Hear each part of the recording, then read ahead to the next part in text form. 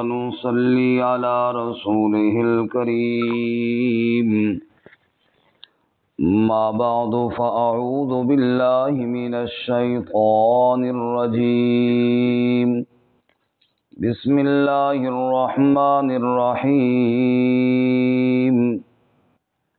كذبت قبلهم قوم نوح وأصحاب الرس وثمود وعاد وفرعون وإخوان لوط وأصحاب الأيكة وقوم تبع كل كذب الرسل فحق وعيد أفعينا بالخلق الأول بل هم في لبس من خلق جديد کذبت قبلہم قوم نوح، جھٹلایا ان سے پہلے نوح علیہ السلام کی قوم نے، واصحاب الرس وثمود، اور کنویں والوں نے اور قوم ثمود نے، وعاد وفرعون، اور قوم عاد اور قوم فرعون نے، واخوان لوط، اور لوط علیہ السلام کی برادری نے، واصحاب الایکہ، اور جھنڈ والوں نے، وقوم تبع، اور تبع کی قوم نے، کل کذب الرسل فحق وعید، سب نے رسولوں کو جھٹلایا پس سچ ہوا میرا عذاب۔ افعینا بالخلق الاول، کیا پس ہم تھک گئے ہیں پہلی تخلیق کے ساتھ؟ بل ہم فی لبس من خلق جدید، بلکہ وہ شبے میں ہیں نئی تخلیق سے۔ سبحان ربک رب العزت عما یصفون وسلام علی المرسلین والحمد للہ رب العالمین۔ اللہم صل علی محمد وعلی آل محمد کما صلیت علی ابراہیم وعلى آل إبراهيم إنك حميد مجيد۔ اللهم بارك على محمد وعلى آل محمد كما باركت على إبراهيم وعلى آل إبراهيم إنك حميد مجيد۔ معزز سامعین، سورہ قاف کا پہلا رکوع آیت نمبر 12 سے لے کر 15 تک تلاوت کی ہیں۔ اللہ رب العزت ان کے مطابق صحیح بیان کی توفیق عطا فرمائے اور ہمیں قرآن و سنت پر عمل کرنے کی توفیق عطا فرمائے۔ جیسا کہ اس سے قبل آپ حضرات سن چکے ہیں کہ سورہ قاف کا موضوع بعث بعد الموت، یعنی موت کے بعد کی جو زندگی ہے، قبر اور حشر کی زندگی، آخرت کی زندگی، اس پر ایمان کے دلائل ہیں۔ چنانچہ مشرکین عرب قیامت کے منکر تھے اور انہیں اس بات پر بڑا تعجب ہوتا تھا کہ مرنے کے بعد دوبارہ کیسے زندہ کیے جائیں گے۔ تو گزشتہ سبق میں ہم نے عقلی دلائل پڑھے۔ اللہ تعالیٰ نے فرمایا آسمان کو تم نے نہیں دیکھا، زمین کو نہیں دیکھا، پہاڑوں کو اللہ نے کیسے بنایا، باغات کیسے اگائے، پانی کیسے برسایا، باغات اور اناج کیسے اگائے، کھجوریں کیسے، ان کے خوشے کیسے لٹکائے۔ جیسے اللہ تعالیٰ نے یہ سب کچھ زمین سے نکالا، ایسے ہی اللہ تمہیں بھی قبروں سے نکال لے گا۔ یہ ہم نے کل میں سبق میں پڑھا، اور آج کے سبق میں اللہ تعالیٰ نے منکرین اور معاندین، وہ قومیں جو برباد ہوئیں، ان کی مثال دی ہے۔ یعنی اللہ نے اپنی پکڑ کے دنیاوی نمونے بیان کیے ہیں۔ تم اللہ تعالیٰ کی پکڑ سے کیوں نہیں ڈرتے ہو؟ تم سے پہلے کئی قومیں انکار کر چکی، ان کا انجام تو دیکھو ذرا۔ تو جو اللہ دنیا میں پوری قوموں کو تباہ و برباد کر سکتا ہے، وہ اللہ قیامت بھی برپا کر سکتا ہے۔ چنانچہ اللہ تعالیٰ نے قوم نوح اور اسی طرح اصحاب الرس کنویں والے کون تھے؟ چونکہ قرآن نے بالکل تفصیل نہیں بیان کی، اور صحیح احادیث میں بھی تفصیل بیان نہیں ہوئی، اس لیے مفسرین کے اقوال ہیں۔ اکثر مفسرین تو یہاں پر یہی کہا کہ ان کے صحیح حالات ہمیں معلوم نہ ہو سکے۔ بعض مفسرین نے اس حد تک لکھا کہ شاید یہ کوئی کنواں تھا، جیسے کہ پہلے دور میں ساری آبادی یا زراعت کنوؤں کے ذریعے ہوتی تھی، اور کنویں کے ارد گرد آبادی ہوتی تھی، وہ کنویں پر بیل وغیرہ جوتتے اور پانی نکال کر کھیتوں کو لگاتے اور فصلیں ہوتی۔ تو یہ کوئی ایسی قوم تھی، کوئی ڈیرا تھا جن کی طرف اللہ نے کوئی رسول مبعوث کیے اور انہوں نے انکار کیا۔ بہرحال صحیح تفصیل معلوم نہ ہو سکی۔ بعض نے یہ بھی لکھا کہ یہ وہ قوم تھی جنہوں نے اپنے نبی کو شہید کر کے کنویں میں پھینک دیا تھا، نعوذ باللہ من ذالک، واللہ تعالی اعلم بالصواب۔ پھر قوم سمود، قوم عاد، قوم فرعون، یہ تو مشہور اقوام ہیں جن کا قرآن میں تفصیل سے ذکر بھی ہے۔ اسی طرح قوم لوط، اصحاب الایکہ سے مراد شعیب علیہ السلام کی قوم، اور طبہ یمن کے بادشاہوں کا لقب ہے۔ بہرحال اللہ نے یہ سب قوموں کی مثالیں دے کر فرمایا جب انہوں نے ہماری دعوت کا انکار کیا تو ان کا انجام کیسے ہوا، لہٰذا تم بھی عبرت حاصل کرو۔ ارشاد فرمایا کذبت قبلہم قوم نوح، ان سے قبل قوم نوح نے جھٹلایا۔ نوح علیہ السلام نے 950 سال تک دعوت دی، 9.5 صدیاں دعوت دیتے رہے نوح علیہ السلام۔ سورہ نوح میں آپ پڑھیں نا، کیا فرماتے ہیں نوح علیہ السلام؟ دعوت قومی لیلا ونہارا، رات کو بھی میں نے دعوت دی یا اللہ، دن کو بھی میں نے دعوت دی۔ فلم یزدہم دعائی الا فرارا، لیکن جتنی میں دعوت دیتا یہ آگے سے بھاگ جایا کرتے تھے۔ میں دعوت دیتا اور یہ کانوں میں انگلیاں ڈال لیتے۔ جعلوا اصابعہم فی آذانہم، کانوں میں انگلیاں ڈال لیتے۔ واستغشوا ثیابہم واسروا واستکبروا استکبارا، کپڑے سمیٹ کر بھاگتے اور تکبر کرتے ہوئے چلے جاتے۔ بھاگتے ہوں کے پیچھے اللہ کا نبی نوح علیہ السلام ان کو جا کے دعوت دیتا، پھر بھی سبحان اللہ، کیسے بے طلبی قوم تھی اور کیسے اللہ کے نبی ان کو دعوت دے رہے تھے۔ یہ نبی کا ہی جگرہ ہے، یہ نبی کی شان ہے۔ ورنہ عام آدمی کے ساتھ اگر کسی دن وہ بات نہ کرے، میں کہ چھوڑو یار مجھے کیا ہے، جب وہ بات نہیں سنتا۔ لیکن نوح علیہ السلام رات کو بھی اور دن کو بھی اور اعلانیہ بھی اور ایک ایک کو پکڑ کے بھی اور سمجھا رہے ہیں، اور وہ آگے سے کانوں میں انگلیاں ڈال کے نہیں سنتے تیری بات۔ لیکن نوح علیہ السلام پھر جا کر کہتے یا قوم اعبدوا اللہ ما لکم من الہ غیرہ، او میری قوم عبادت اللہ کی کرو، اللہ کے علاوہ کوئی عبادت کے لائق نہیں ہے۔ سمجھا رہے ہیں حتیٰ کہ وہ قوم نہیں مانتی، صدیاں بیت گئیں لیکن چند لوگوں کے علاوہ کوئی ایمان نہ لائے۔ وما آمن معہ الا قلیل، تھوڑے سے لوگوں کے علاوہ کوئی ایمان نہ لائے۔ اللہ نے بتایا ان میں اور کوئی ایمان لانے والا نہیں۔ تب نوح علیہ السلام رو پڑے رب انی مغلوب فانتصر، رب انی مغلوب فانتصر، اے میرے رب میں مجبور ہو گیا ہوں، تو میری مدد فرما۔ میں دعوت دے دے کر یا اللہ یہ آگے انکار کر کے نہیں تھکتے۔ اللہ تعالیٰ نے فرمایا نوح اب کشتی بنا اور مجھ سے اب ان ظالموں کے بارے میں سوال نہ کرنا ہوں۔ چنانچہ نوح علیہ السلام نے کشتی بنائی، اور اس پر بھی وہ قوم طنز کر رہی تھی، واہ جی واہ، پانی ہے کوئی نہیں، کشتی کہاں چلے گی۔ اللہ فرماتے ہیں حتی اذا جاء امرنا، جب ہمارا امر آیا، جب ہمارا حکم آیا، وفارت تنور، تنور سے بھی پانی ابل پڑا، اور ہم نے کہا اے میرے نوح کشتی میں سب کو سوار کر لو اور کسی کے بارے میں اب دعا نہ کرنا، میں سب کو غرق کرنے والا ہوں۔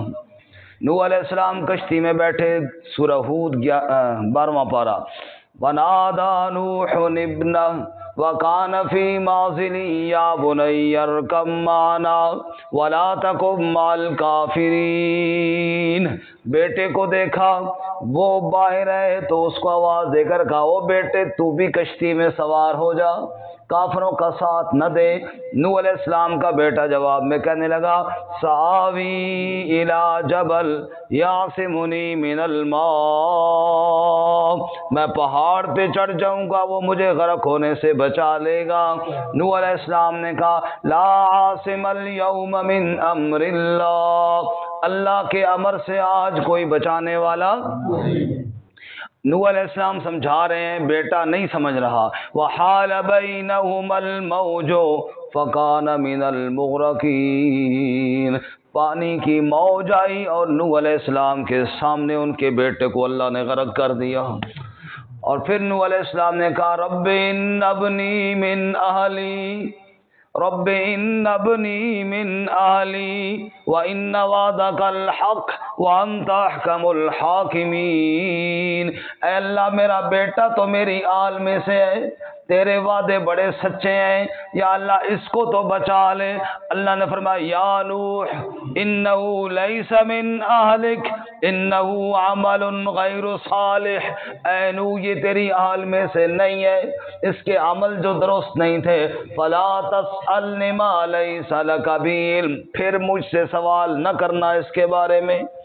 اللہ تعالیٰ نے فرمایا جب میرا عذاب آیا تو پھر میرے عذاب سے بچانے والا کوئی نہیں تھا۔ اوے لوگوں آج میرے نبی کی بات کو مان لو، آج میری دعوت کو، میرے انبیاء کی دعوت پر یقین کر لو، ورنہ جب رب کی پکڑ آ جائے پھر کوئی سفارش کام آنے والی۔ اللہ تعالیٰ ہمیں اپنے عذاب سے بچائے۔ اس نے فرمایا کذبت قبلہم قوم نوح، قوم نوح نے جھٹلایا، واصحاب الرس، اور کنویں والوں نے جھٹلایا، جنہوں نے کنویں کے گرد آبادی کی یا جنہوں نے اپنے نبی کو شہید کر کے کنویں میں ڈالا، اس نے بھی جھٹلایا۔ قوم سمود نے بھی جھٹلایا، جن کے پاس صالح علیہ السلام گئے، انہوں نے کہا پتھر سے اونٹنی نکلے تب ہم مانیں گے۔ اللہ نے پتھر سے اونٹنی نکال کر بات پوری کر دی، اور پھر فرمایا اس اونٹنی کو چھیڑنا نہیں، لیکن ان ظالموں نے اس کے پاؤں کاٹ ڈالے، پونچھیں کاٹ ڈالی، پھر اللہ نے پوری قوم کو تباہ کر دیا۔ اللہ فرماتے ہیں سورۃ الشمس میں فَدَمْدَمَ عَلَيْهِمْ رَبُّهُمْ بِذَنبِهِمْ فَسَوَّاهَا وَلَا يَخَافُ عُقْبَاهَا، جب انہوں نے اللہ تعالیٰ کے معجزے والی اونٹنی کو کاٹا، اس کو مارا، اللہ نے ایک ہی چیخ کے ذریعے پوری قوم کو تباہ فرما دیا۔ اللہ اکبر، اللہ ہمیں اپنے عذاب سے محفوظ فرمائے۔ آگے فرمایا جی وعاد، قوم عاد جن کی طرف ہود علیہ السلام گئے، اور یہ وہ قوم تھی جس کو اپنی طاقت پہ بڑا ناز تھا۔ من اشد منا قوہ، ہم سے بڑھ کے قوت والا کون ہے، یہ یوں کہا کرتے تھے، ہم سے زیادہ طاقتور تو ہے کوئی نہ۔ اللہ نے فرمایا اتنا بھول گئے ہو جو خالق ہے وہ تم سے قوت میں زیادہ ہے، لیکن بھول گئے، اپنی طاقت کے نشے میں اور غرور میں اور تکبر میں آئے۔ اللہ تعالیٰ نے ہوا بھیجی، سخرها علیہم 7 لیال و8 ایام، 7 راتیں اور 8 دن، 1 ہفتہ تک اللہ نے مسلسل ہوا چلائی۔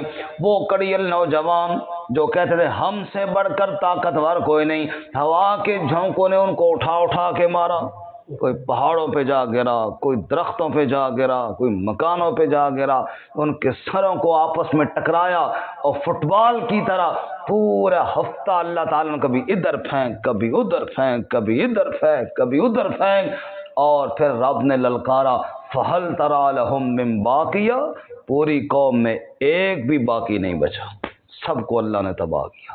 اللہ تعالیٰ کی پکڑ بڑی سخت ہے، اللہ اس سے محفوظ فرمائے۔